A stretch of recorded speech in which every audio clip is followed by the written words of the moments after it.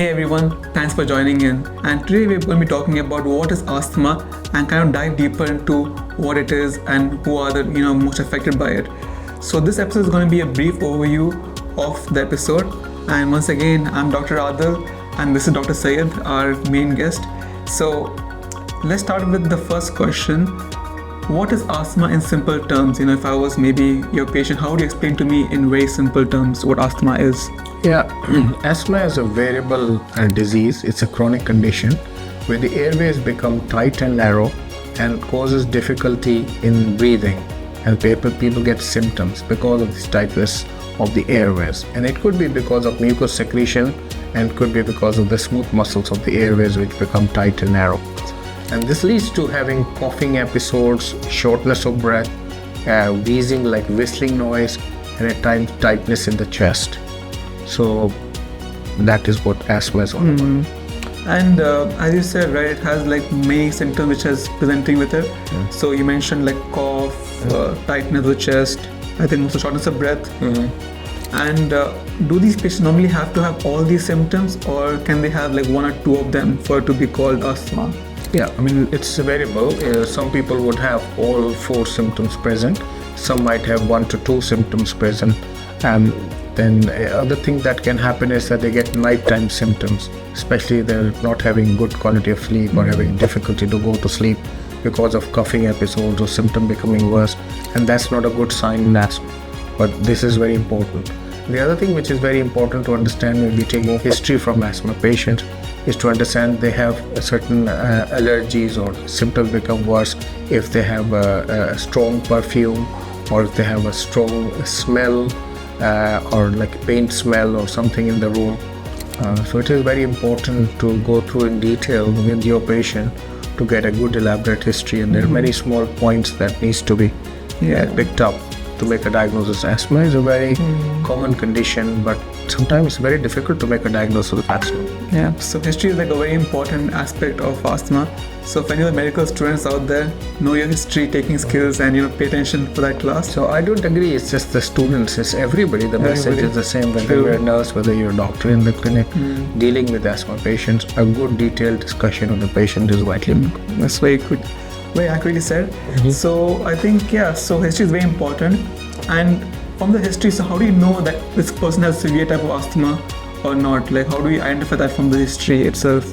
Yeah, I mean, when you're going through the history, you need to know if they're breathless, how severe is their breathlessness or their symptoms, how bad they are.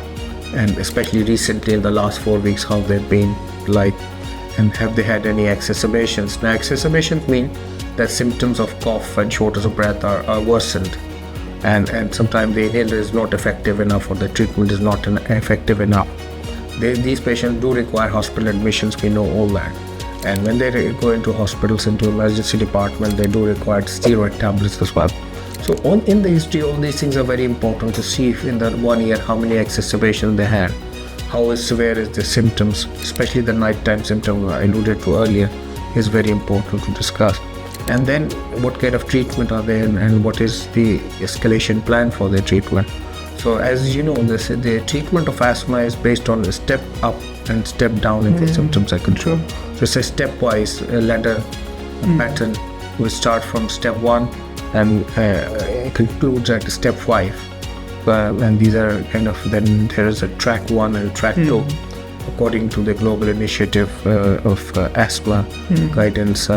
The organization which sets up the guidance for our patients. I understand, yeah. So I think, so that'd be actually a good topic for the next episode. We'll be talking about the guidelines and the management therapies in more detail over there. So one thing I wanted to ask also was that how do you understand there's a different types of asthma, as I think you mentioned me before. So how do you know like which type it is and how does that affect the management of this patient, Or is there a difference in the management depending on types, or is it? I think it's important to, in today's day and age, to identify if it's severe or non-severe.